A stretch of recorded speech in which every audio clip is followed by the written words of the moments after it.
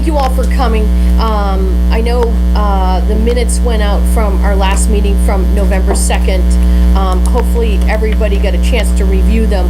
I do have enough people right now to make a quorum, so I would like to make a motion to accept the minutes with any corrections, deletions, or additions anyone has. Anything, anybody has comments or anything on the minutes?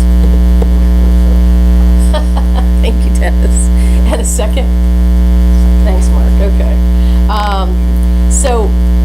This morning, just a couple of kind of detail items.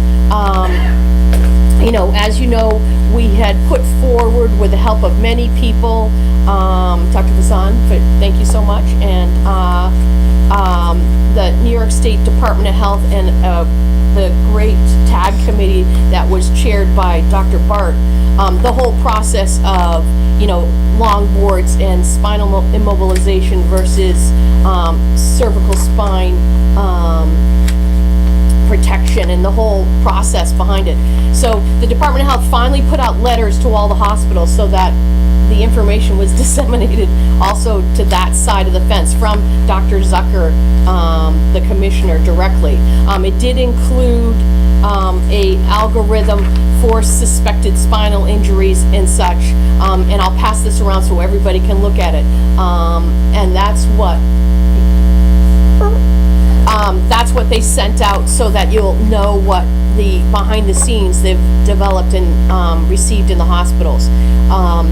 The last meeting we had here, I had given out everyone or said to everyone there's available Dr. Bart's video on his educational program for the new spinal immobilization process, and then Mike sent out the link via email. So hopefully everybody got it, and if you need it, please just let me know and we can give it to you also, because it's a great program, and if you want to use it and even bring to department meetings, I think is an important thing so everyone knows exactly what's happening out there and how the whole process came down. Dr. Bart was the CMAC representative who chaired the TAG that did all the information behind it.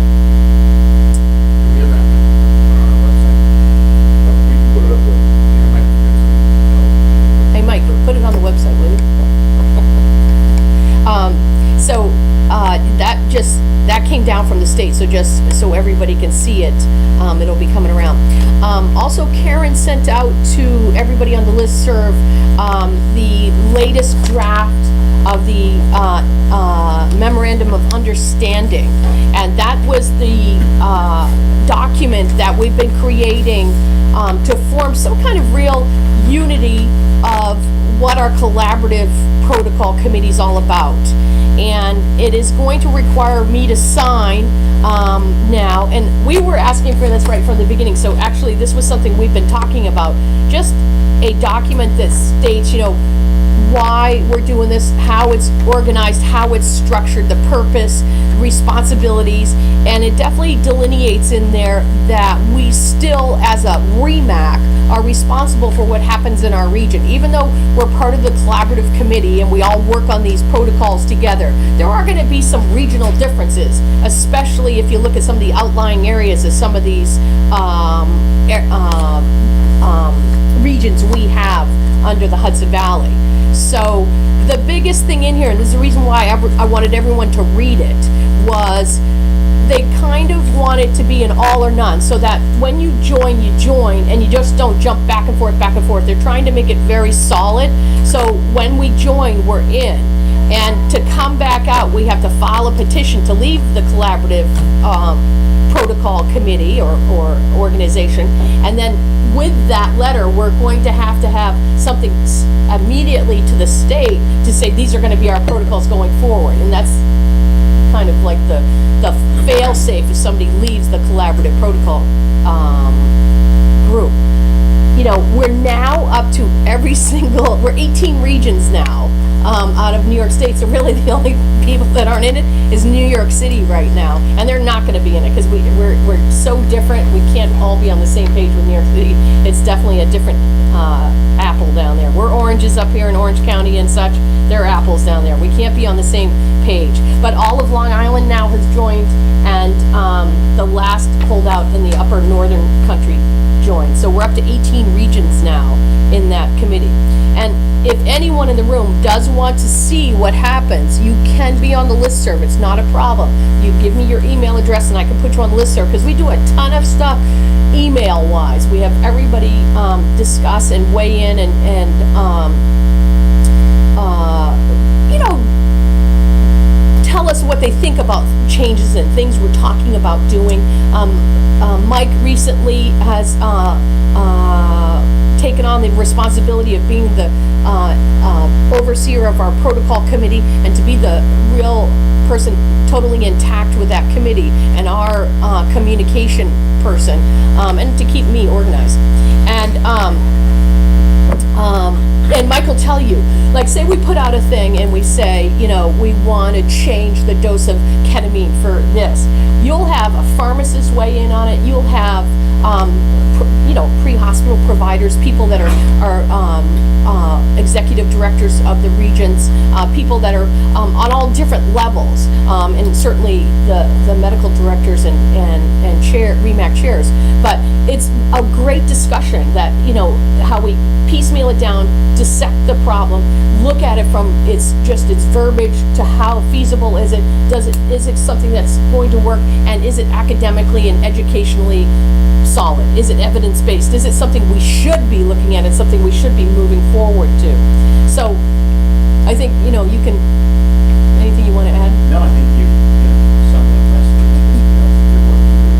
Yeah. And so after the CMAC, this past month in December, we all sat down right after the meeting and had a meeting, and gosh, now, I mean, in the room there was 20 of us. I'm like, oh, this meeting's getting like so big. It used to be like 6 of us.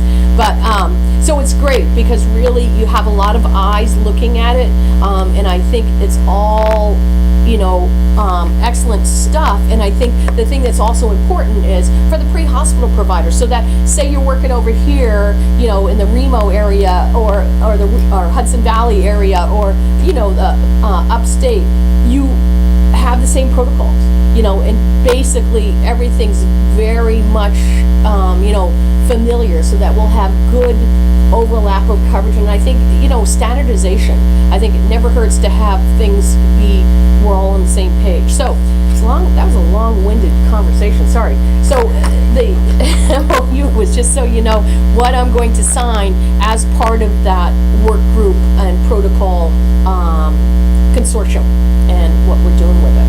So the big difference, though, the only significant thing what I read was what you're signing is essentially saying that our previous ability to sort of have some variability in some flow. No, you still have variability because of the region. So we can do certain things like, say, what's an example? Guys, help me out. So we elected not to do the, sorry? Yeah, so we have nitrous, and so no one else does. But we have an ability to do it because we had it before, and so we worked it in as a process that we're not going to lose that entity. Now, what they've done is taken the materials from David and looked at it, so other regions might want to take it, other regions might want to adopt it, because he's given forth now, I think 3 sets of data of, you know, the efficacy, how well does it work, and the whole 9 yards. People are still concerned because of the whole reservoir and collection and all that stuff, so they're still talking about it, but that's an example. Yeah, you're supposed to have this thing that sucks up the stuff that never, yeah, what's it called? Yeah, I might say the wrong word. Especially the back of the hand. That's a good one. I figured that's why you guys like using it so much. The happy. Good point, thank you. I knew we messed up. One of the things that they are going to do is pull out the policy and procedural portions and give them to the regions for control. So it's going to be greater emphasis on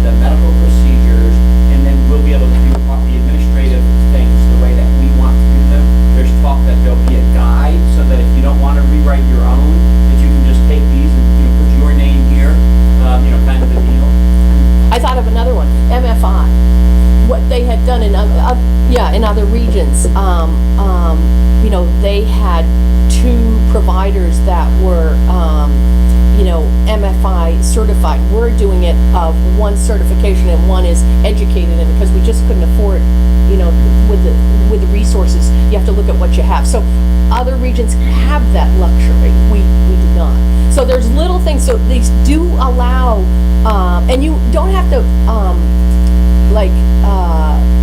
there was another one. Oh, with the interfacility transports, we're definitely going to back that out. You know, we had talked about in the very beginning, we've never overseen that because it's really not under our purview, and never dictated protocols for that. And they had one in there where like, Mike, this is a very iffy subject. So they've gone through it and they've decided that, yeah, that's true. So it's really there just as an oversight, but it's not going to be giving really any protocols because you really have to allow the service director or whoever doing the interfacility transports to have their ownership of what they do and what they don't do. But we're still there as a protection for the pre-hospital guys. If anybody has a question or a desire or needs to talk to somebody, they're to call medical control and get direction and help and assistance, and we're there to support everybody and to back you up. But so those are some of the little things. But the only thing that is really structured in there that's very set in stone is you're in, you're in. There's no 1 foot in, 1 foot out kind of thing. So that was the one thing I wanted everybody to understand I was going to sign off on, because, but I think it, you know, in the long run, it's made it so much nicer. The whole process of getting protocols approved through CMAC, if you guys have been here long enough, have been torture. And so now that as we come as this consortium, it's so much easier, and it's a really facilitated process so that, and I think it's easier for the state too, really, on the other side of it also. So that was the 2, I think, if I may just piggyback on that, one of the interesting things that came out of the collaborative conversation was just an in-depth conversation with the different regions on nuances or the way certain folks are making applications, or even some data and some experience. So, for example, one of the things we spoke about was CPAP at the ELS level, because it's obviously something that's been approved at the state level, and the question was, how variable is the penetration? How many folks are seeing this? How many are doing this? And we had an impromptu brainstorming conversation on how we might help advocate for the increased use of certain interventions. So it's just a great conversation. A lot of fun folks around the table. yeah, and I think the other important part of that is having it available for people that can do it, that can manage it, that have the medical direction behind it and the equipment behind it, and not making it, you know, mandated that we bankrupt one agency, you know. So we always kind of, this is the way these things always have gone, that, you know, you start with a process, start with the issue, and then, you know, see if it works, see how well it does, and see what the penetration is. That's a good idea, good way to verbalize it. And then eventually, it's probably going to be state of the art at some point. But right now, we're putting our toes in the water, you know, just like, you know, electronic EKGs and making sure everybody is on board and can transmit. Yeah, that's the whole thing. And Ashada had come to the last meeting with me, and I thought that was great. I mean, I think that, you know, anybody who wants to be involved in those issues, definitely, you know, all eyes and ears. It's all good stuff. So those are the old business issues. I'm doing a lot of talking. Anybody have any concerns or questions, or I keep going on? Service upgrades, we have none at this point. The next thing on the agenda is evaluation subcommittee. Now, Dr. Brooks has stepped down from that position, which she held for quite a while, for years and years and years. So I need to have someone who would be interested in chairing the evaluation subcommittee. Now, what is that? That is a subcommittee of our REMAC that meets as needed. It happens, generally we'll meet at least before this meeting if, you know, there's an issue, and we do a lot electronically again. But what it is dictated as, any issues that get forwarded to this office, to myself or to the medical director individually, the evaluation committee sits down and reviews. Now, not all subjects are brought forward because there's some things that need to be handled at the agency level, so we bring it back to that medical director and say, hey, this was brought forward to us, let us know what the update is, let us know what you think, and move from there. But there's other issues that might be more ubiquitous and more outstanding, or something the state brings to us, then the evaluation committee has to look at it. It's a matter of researching the data, everything from whatever the PCR or the provider or whatever the instance may be, just like you do in your QA process. It's the same issue. And then we make recommendations. Probably the biggest ones that come along is if protocols are violated or not followed, or I don't know, we had a couple in the history of this place of like people bringing things out of their car and doing things to people, and you know, those things came across our desk, and or a real protocol violation where, you know, someone was not taken to appropriate setting, or delay in care, or really truly just not following protocol. So that committee now is open. So as I had mentioned the last time that we needed to fill the medical director, I do need to fill that committee chair position. I don't know what people's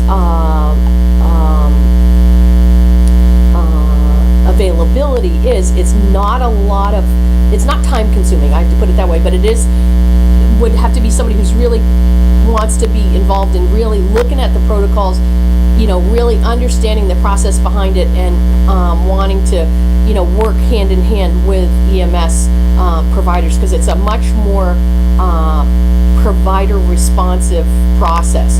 And we have brought in providers, we've interviewed them, we've gone, you know, and had the medical director involved when it's real serious issues. But just food for thought, anybody interested, and I have some ideas that I'll approach people about. So just something to think about. Helicopter committee report, Dr. Stewart. There's been no business brought to the committee, so I'm happy to report that I have. Excellent, nice. Jeff, QI committee. Cardiac arrest study is progressing well. By the end of the month, we'll have a full year's worth of electronic data to look at, and 4 months worth of paper PCRs. INR CAN has been relatively active. 2015, we had 44 reversals by BLS agencies. 44? 44. And we distributed a total of 633 doses to agencies to work. Also working relatively closely with the health departments in Dutchess County and Sullivan County, collecting early data. Okay. I had, I was reviewing, I forget which journal it was, and they were talking about nebulizing Narcan. You guys ever nebulize Narcan? They put the 2 milligrams in there with the 3 cc's of saline and nebulize it. I wrote a paper on it. It was in PEC 2012. Yeah, so there are multiple routes for Narcan administration. But is it as effective? It's not less effective. Okay. Because I have to think about that. I couldn't get it out of the paper whether It's not less effective. yeah, because that was the one question I had after reading the paper. It wasn't your paper though, because I would have recognized your paper. I think the reason that we have been more in favor, or let's just give it a shot, is we had all feared this violent reversal where somebody would wake up and punch you in the Yeah. face and things along those lines. Whereas if they have some respiratory rate which doesn't require critical intervention and you put on a nebulizer, they'll self-titrate. So they'll wake up enough that their respiratory rate rises, and if it starts bothering them, they can knock it off and they'll probably be okay for the next 45 to 60 minutes. And was that in lieu of atomization? Yeah, it's really before the data that I analyzed was before atomization. Yeah, that's what I gathered You got from the. it, yeah. Okay. I just found it to be interesting. I was like, wow, I never thought about that nebulization. Okay, thanks, Jeff. That's a lot of reversals actually in a short period of time. We had 6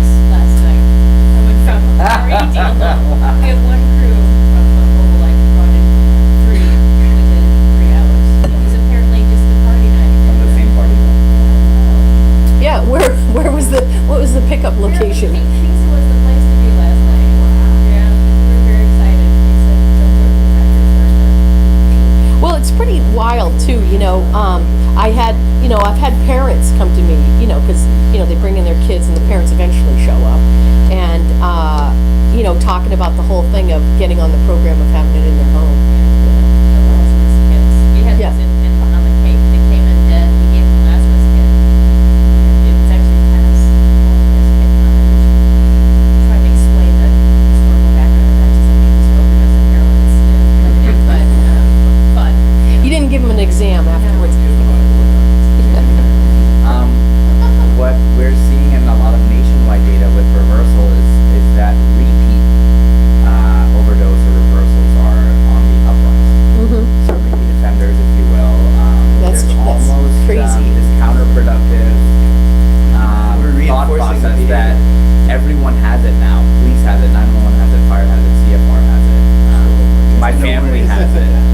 So there's comfort for more boldness, which is unfortunate. Yeah. I think we just have to make it more expensive. It's because it became so cheap. It was the cheapest drug for people to take, so.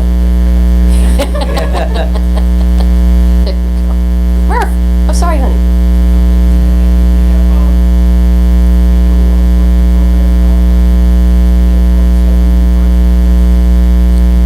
So that's police, first on the scene.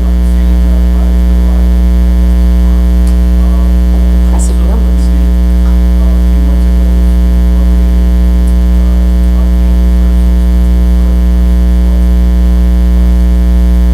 The mobile crisis team that can come.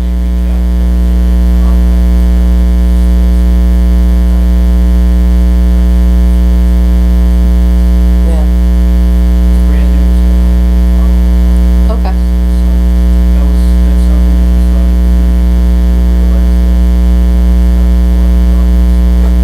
I know, that's the unfortunate part.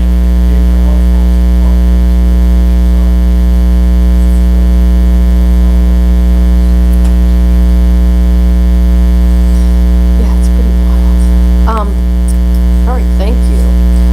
So CMAC, we met on December 8th. One of the things I'll pass around, which some of you may have seen, is the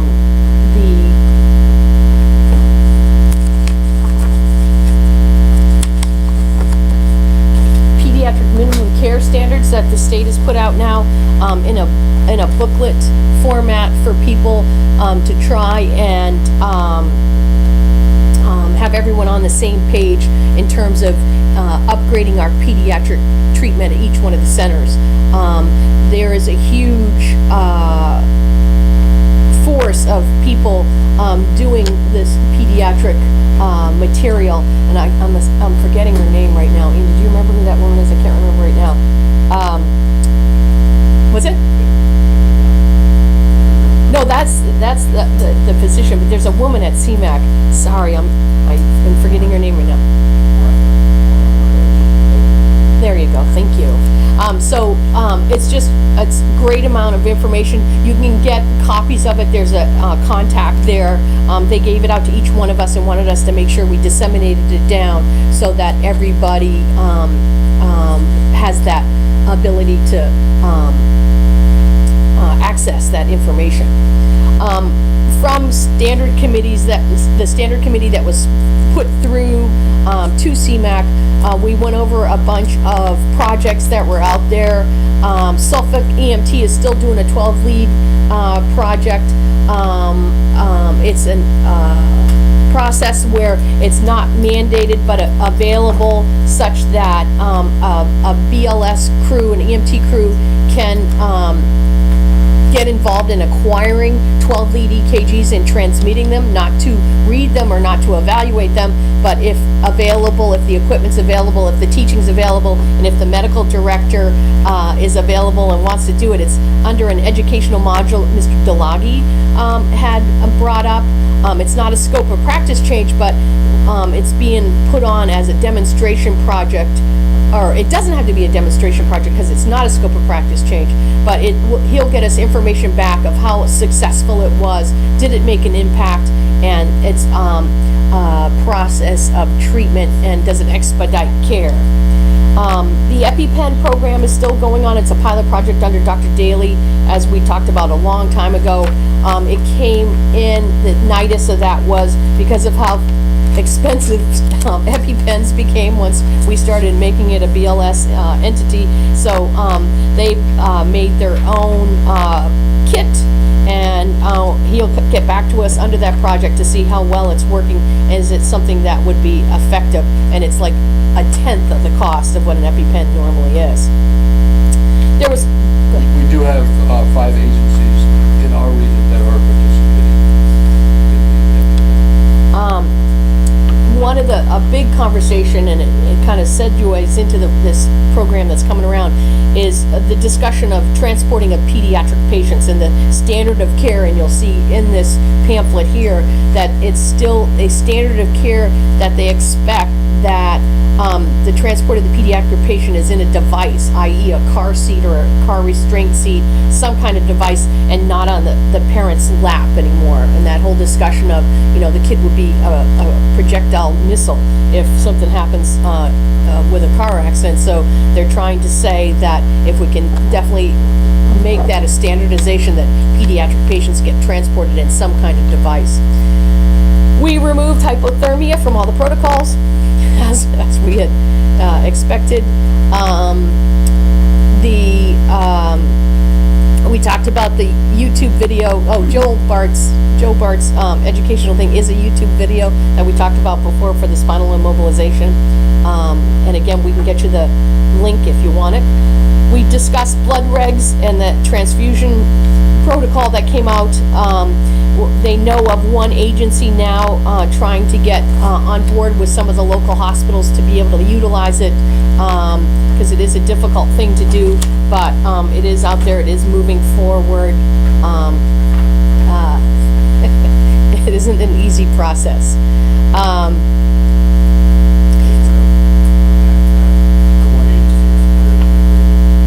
Oh, really? Okay, great. Okay, excellent. Good job, Hudson Valley. Good job, Mobile Life. Because that's a tough thing, but it's all good. It's all good. There was a message or a dissemination of information from STAC.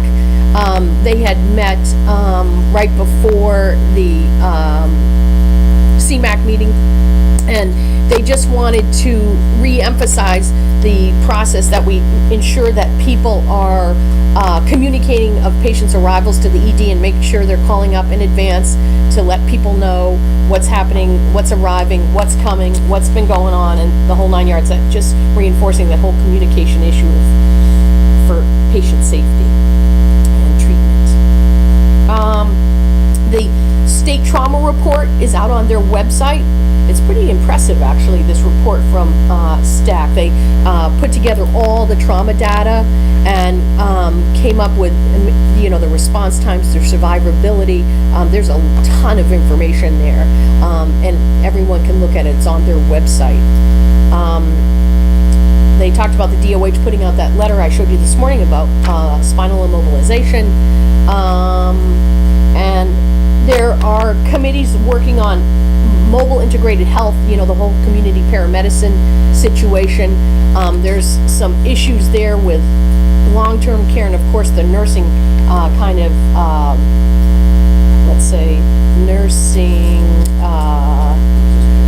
nursing union resistance to the whole process taking off.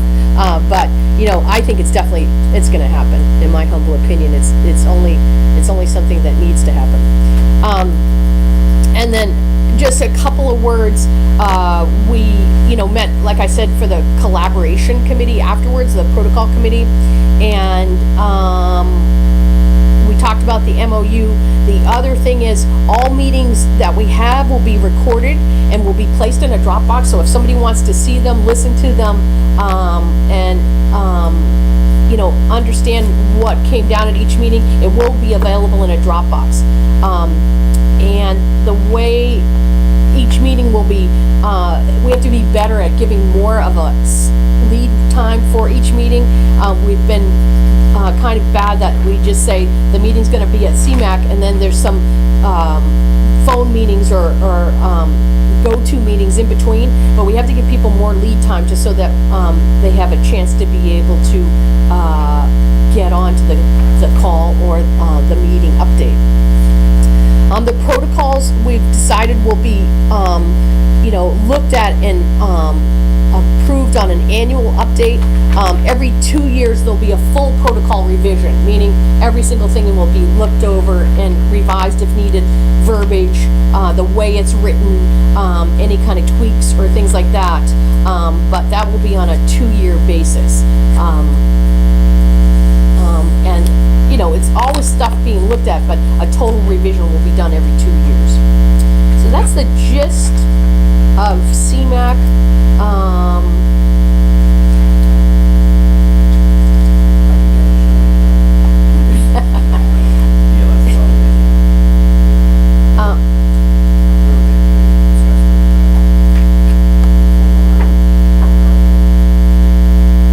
Oh, yeah. Yeah, it's just changing the concentration and upping it to 4 milligrams. Actually, I don't know why I didn't write that down. I should have written that down, so I talked about it. Yeah, just increasing the concentration there. And so it's, something that is still in the works, but that's what's down the pike. We have quite a few little things we're tweaking in terms of medication dosages and things they're looking at. Still, the ketamine thing is still up there and such. Can you think of anything else that I missed? Yeah, so the gist of that was there's a new device, or rather, It's a delivery system. it's a new delivery system made by a different pharmaceutical company. So what Dr. Daly was advocating, in case of shortage, there should be some backup option available. The other thing is the concentration is much higher, so it's delivered over a very small volume. Like 1 to 2 cc's, I think it was like very, very small. And the total dose is 4 milligrams and administered by a single nostril, correct? Yeah, it was a Single one nostril. Single mare rather. Yeah. So it was being put forward as a backup option in case of shortage. Yeah.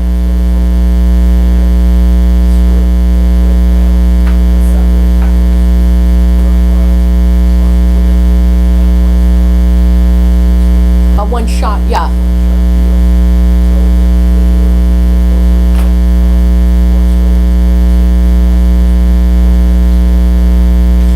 Yeah, and he definitely, I remember now because he definitely kept saying, and I have no financial tie to this product. But- Yeah. Yeah, those were actually two kind of interesting. They were a little bit expensive, but they're strap units that literally you put around the chest and you hook it up and like you measured up and put a loop and hook it up. And one was just a strap with this little box and it delivers a 12 kg. The other one is a box, but you have to hook on the leads, so you'd have to teach somebody how to hook on the leads. Again, it's not rocket science, but again, delivers and acquires a 12 kg. So they were pretty pricey though. They were not cheap, but it was just two things they're looking at, and that's what this whole Suffolk project is looking at, some of these devices. Did we as a REMAC think that you signed the MOU? I guess it's not necessary since we're part of the protocol. I just wanted to let people know what I was signing, because I am signing us into this thing. And it was a thing, since we voted to be in there, I guess that was where we just never had a piece of paper. And actually, Mike was the first one, it's 2 years ago now, Mike, right? He was like, but what about? And so they really wanted, some kind of operational document. So it, some kind of document of understanding, and it worked out that it's finally put together. And a bunch of people had worked on it, and it came out pretty good, I thought. So, yeah, I wanted to make sure people understood what I was signing. Well, there's also a discussion with regards to the placement of tourniquets, long discussion with regards to where yeah. it should be, and ultimately, the protocol was slightly modified. They added the word should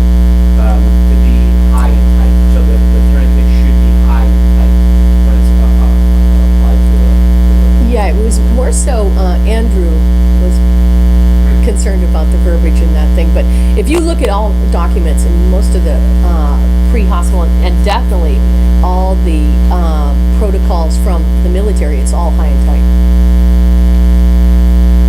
I think the mild controversy there was in one of the, in the ACEP tactical.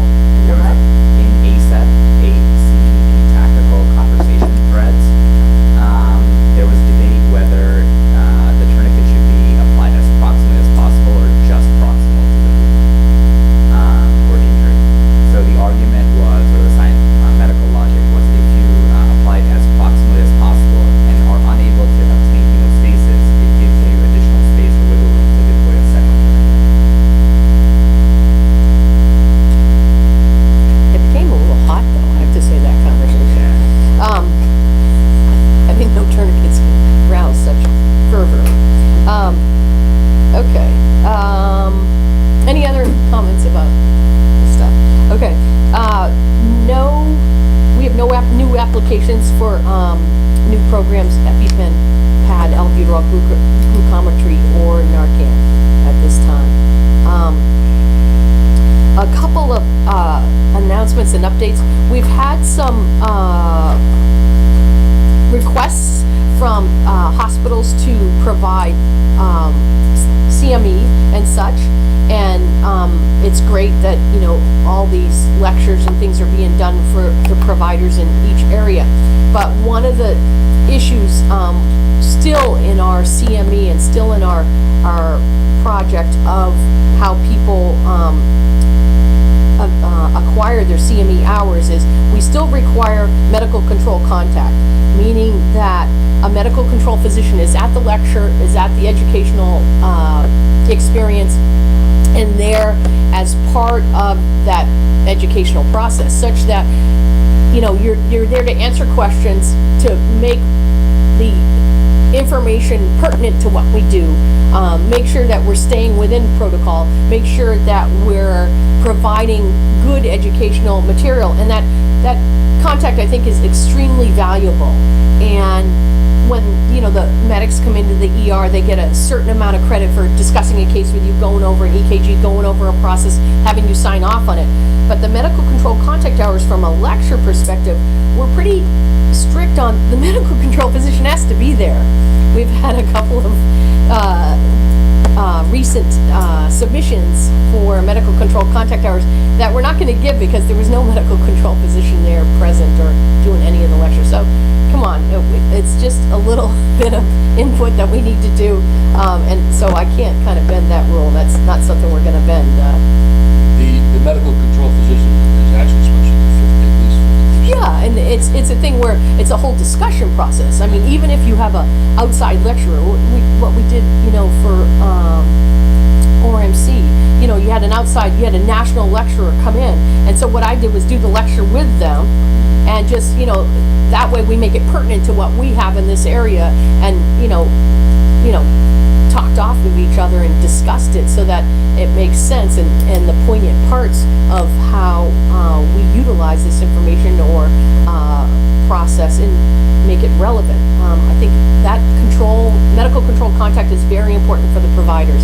and just every time they approach you in the ER and every time they come up to ask you a question or discuss a case, it's all really good information, really good feedback, really good, you know, it ties us in, it ties in what we're supposed to be doing here. So I just wanted to reiterate that we need to make sure we abide by those kind of basic issues.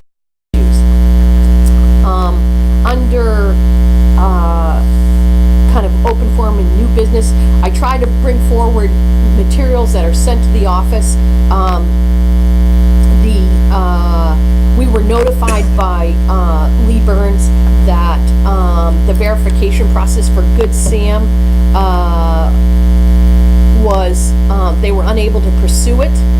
So just as of this point, this letter was dated November 16, 2015. Good Sam lost their designation as a local area trauma center. And so they were sitting at Forge West, so we disseminate that information, but they're hoping that this facility will reapply for provisional trauma designation and get back their status. But it was just really an FYI move forward towards us.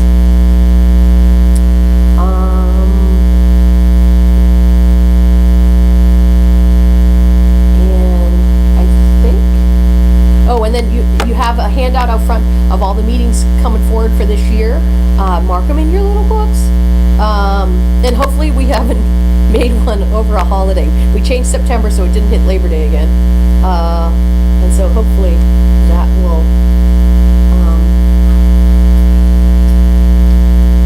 they'll go off without a change. Okay, open forum. Anybody want to bring anything forward? Just we formalized the protocol committee a little bit more. We're gonna be meeting monthly, the third Thursday of every month, and the meetings Third are Thursday? open. So if anybody is interested in attending any of those, or any ideas for it, please join us. And, we want to then provide a monthly report to this group from what's going on. And there was a discussion with regards to locums not willing to sign paramedic reports. Apparently this is an ongoing issue, so, if you would just try to get that brought back to the personnel in your hospital, that would be appreciated. And that's all I have for the time. Good question. I think it was 8:30, right? 8:30. Yeah, 8:30. Yes. Well, yeah. And, I think, oh, yeah, we definitely, so, one of the things I brought up last meeting too, the replacement of medical director, I know that, I had, or Mark, Dr. Papish has had discussions with people, and, I didn't know, Ashad, are you still interested, or? Yeah, I'll throw my head in the ring. Okay. The other thing you can think about too is evaluation subcommittee. That's who I thought you'd be great for that, just because of, having that interaction with the providers. It's a much more, provider interaction, so that was the other thing I was thinking about.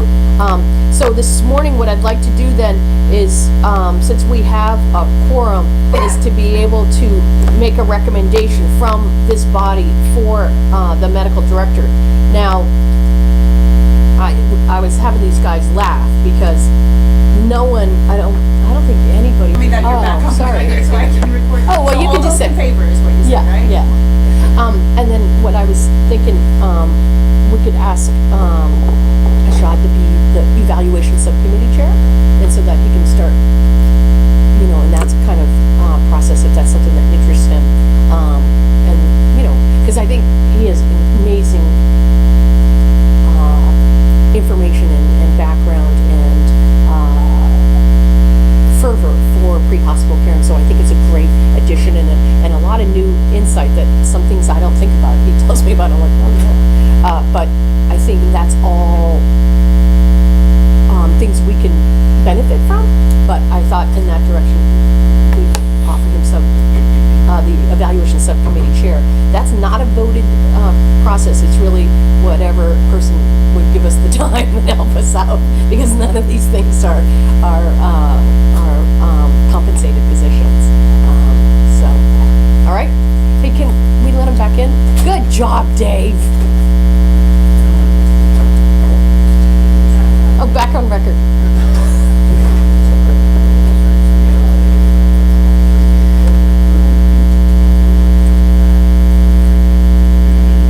Thanks, guys. We're back on record now. I'd gone off record for just the discussion, and I just gave everybody a little bit of background of everything. So, Mark, we voted you to be the new medical director. And if you would you be the evaluation subcommittee chair? Because I just think that's a great, you would be just top in terms of that. And I think the decision rests upon more so, I think what these positions have to be from people that have been here a while, and so I think this is all gonna build together, and I think you're just such a valuable tool. We have to have you in there. And Mark has been around us.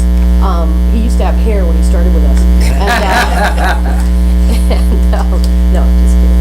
But thank you, guys, and appreciate, and we look forward to working with you, and we'll make sure you're on all the listservs and such, and again, on behalf of the region and all the providers, thank you very much. It'll be very helpful. Okay, any other info, new business, anything anybody needs to bring forward? Oh, you want to talk about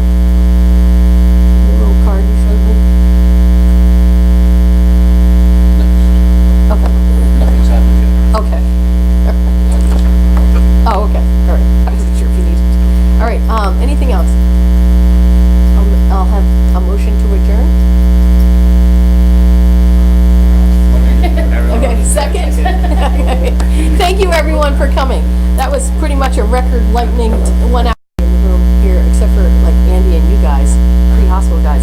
Do you remember back, didn't you guys make me go out of the room? And they voted, do you remember? It's too long ago, right? Yes. Never 'cause- can remember, I was just nine. So the only thing I was thinking was that Mark and Sean, you'd have to leave the room, and then we'll have a little discussion about, making the recommendation from this committee, just because we'll vote on it. We'll have an official vote, okay? So I'll ask you guys to step out for just a second. We'll have a little discussion. No. So you really don't remember? Come on, you're the only one. You don't have a quorum. Yeah, I'll tell you. Oh yeah, I still do. Hey, will you be quiet? That's why we asked you to step in. Well, you'll have Yeah, yeah. You really don't remember? I know, it's so long ago. Yeah, that means I should be replaced. Hello, it's been way too long. Yeah, so, we were trying to remember. These guys don't remember, but I think the whole process behind it is just to have a discussion of who you want. They had said, just the chair decides. And I go, no, that's not fair. I shouldn't decide everything. I think it has to be a discussion. I had made a recommendation. I thought Dr. Papish really has showed exceptional insight into, the process, and has been coming to the meetings for quite a while, been in the region for a while. And not that Dr. Fazan doesn't have great expertise in it, but just he's so much newer to the region, doesn't have as much, history with it. And I think a lot of this job has to do with history and knowing what happens and what's been going on. Dr. Mao, you've been here a long time too, I could be picking on you.